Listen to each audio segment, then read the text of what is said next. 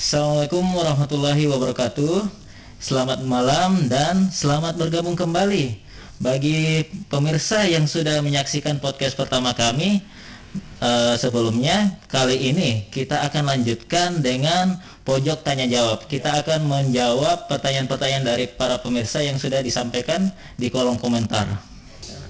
Nah, saya di sini sebagai host Fajar Septian Anwar, penyuluh narkoba BNK Tanah Laut, dan di samping saya narasumber Eugenius Genta Pradana SE, dia sebagai Kasubag Umum BNK Tanah Laut. Ya, selamat malam semuanya. Iya, selamat malam Pak Genta. Ada yang bertanya, Pak Genta. Ya, silakan. Dalam penyuluhan narkoba selalu dibahas bahaya pemakaian ganja. Iya, ganja lah. Ya. Apakah tidak ada sisi baik dari pemakaian ganja yang bisa dibahas? Baik. Iya. Ini benar-benar pertanyaan yang menarik. Pertama-tama, kami selalu dalam penyuluhan berusaha untuk menyampaikan bahaya pemakaian ganja karena dasarnya ganja itu memang berbahaya. Sekali Anda mencoba pakai atau menyalahgunakan ganja, nanti hal pertama adalah itu bisa merusak saraf dan kemudian bisa menyebabkan ketagihan dan sulit untuk melepaskan diri ataupun merehabilitasi diri Anda. Diperlukan suatu semangat yang sangat kuat untuk benar-benar bisa melepaskan diri dari ganja. Nah, kenapa saat ini kami kurang membahas sisi baiknya? Karena sisi baik itu sedikit.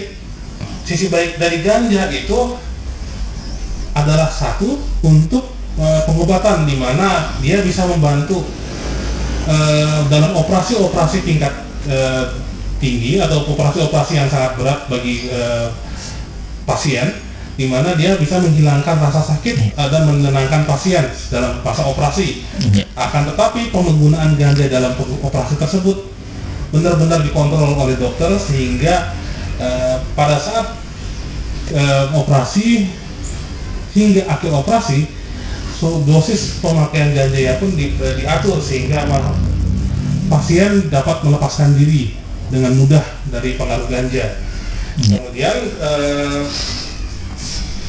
dari sisi pendidikan, ganja bisa membantu untuk penelitian obat-obatan dan juga penelitian efek-efek sampingnya, sehingga kita bisa memperoleh lebih banyak lagi informasi mengenai substansi atau zat ini. Nah, mungkin Mas Fajar sendiri sebagai seorang penyuluh bisa memberikan penjelasan tambahan mengapa dalam penyuluhan itu jarang diberikan informasi mengenai si baik ganja. Pak Genta, seperti kita ketahui bersama bahwa ganja ini menurut Undang-Undang Nomor 35 Tahun 2009 termasuk narkotika golongan 1. Artinya apa? Narkotika golongan 1 ini adalah substansi yang sangat dilarang penggunaannya. Bahkan di medis pun harus berdasarkan resep dokter. Harus ada anjuran. Itu pun terbatas, sangat terbatas, karena dia termasuk golongan narkotika pertama, narkotika golongan 1. Itu kenapa dia masuk golongan 1? Karena efek sampingnya yang lebih merusak daripada sisi baiknya. Sisi baiknya mungkin hanya sementara, membuat tenang sementara, tetapi efek sampingnya, efek jangka panjangnya itu bisa lebih berbahaya. Makanya ganja ini dimasukkan dalam golongan narkotika golongan 1 atau golongan pertama, ya. Seperti itu Pak Genta. Nah, itu tadi pertanyaan pertama Pak mengenai ganja. Dari pertanyaan iya. sudah menarik ya. Sudah menarik.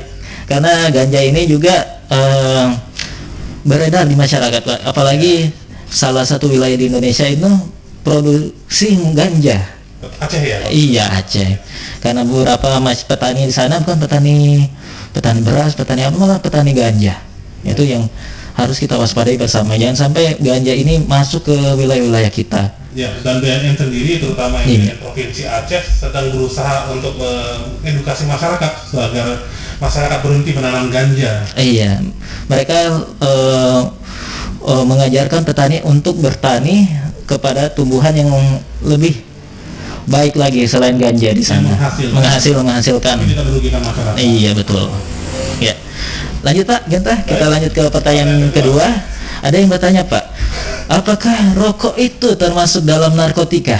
Iya. Jawaban jelasnya, rokok lebih dianggap sebagai bahan aditif. Jadi kategorinya sama seperti alkohol dan lem, berbahaya apabila dan bisa membuat ketagihan.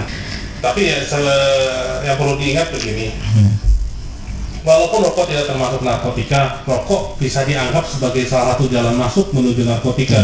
Karena seperti ganja, dia dihisap juga, dan juga beberapa bahan di dalam rokok zat-zatnya seperti nikotin dan juga seperti nikotin itu juga bisa memberikan efek santai juga ya, dan juga efek rileks. Jadi bagi Anda yang sudah terbiasa merokok, tinggal selangkah lagi mungkin ganja tidak akan merasa berat untuk dikonsumsi ya. Iya. Bagaimana Mas Fajar pendapat? Iya, karena rokok itu bisa jadi pintu masuk bagi perokok untuk mencoba yang namanya narkoba. Kalau awalnya cuma mencoba-coba merokok, akhirnya ketagihan, kecanduan, itu lama kelamaan dia bisa masuk dalam lingkaran penyalahgunaan narkotika. Kata dasarnya itu mencoba-coba ya kalau. Iya, mencoba-coba. Ya. Mencoba-coba, iya. Dari merokok biasanya orang mencoba-coba lalu terbiasa. Iya. Nah, ganja akhirnya coba-coba pakai. Akhirnya coba-coba pakai. Iya. Ini paling utama sih dari faktor lingkungan. Ikut temannya yang merokok, dia juga ikut merokok. Kalau bapaknya merokok, lingkungan keluarga pun dia bisa menularkan kebiasaan buruk itu seperti merokok. Iya. Ya, baik. Nah, itu tadi pertanyaan dari pemirsa, dan ada yang pertanyaan ketiga lagi Pak Genta. Apakah pengguna rokok perlu direhab di BNN? Saat ini pengguna rokok tidak perlu direhab di BNN, akan tetapi pengguna rokok diharapkan mampu untuk meningkatkan kemampuan diri untuk berhenti secara pribadi. Jadi dibutuhkan suatu dukungan moral, juga sama seperti rehabilitasi, di mana dia membutuhkan lingkungan yang baik, juga dukungan dari keluarga dan teman-teman, dan juga kemauan yang keras sehingga dia bisa berhenti memakai. Jadi walaupun dia tidak direhab di BNN, untuk berhenti merokok itu memerlukan suatu upaya yang sangat besar dan dukungan dari teman-temannya. Jadi pemirsa, kalau kita sudah kecanduan akan suatu saat, baik itu rokok, alkohol, supaya kita bisa berhenti itu mulai dari diri sendiri dulu. Ada kemauan untuk berhenti, ada dorongan, dan itu tidak cukup untuk diri sendiri, harus ada dukungan juga, dukungan dari keluarga, kerabat, teman, supaya kita bisa cepat pulih dari kecanduan tersebut. Tidak hanya sekali ya. Tidak hanya sekali. Beberapa seperti rehabilitasi umum, rehabilitasi rokok pun ada di masa di mana dia kembali coba rokok. Jadi perlu diingat bahwa tidak berarti Anda gagal, tapi Anda berarti harus mengulang kembali semua prosesnya. Baik, ada pertanyaan lain? Ya, saya rasa itu aja pertanyaan dari pemirsa hari ini buat Pak Genta. Demikianlah podcast kali ini terkait pojok tanya jawab yang menjawab pertanyaan-pertanyaan dari para pemirsa di kolom komentar.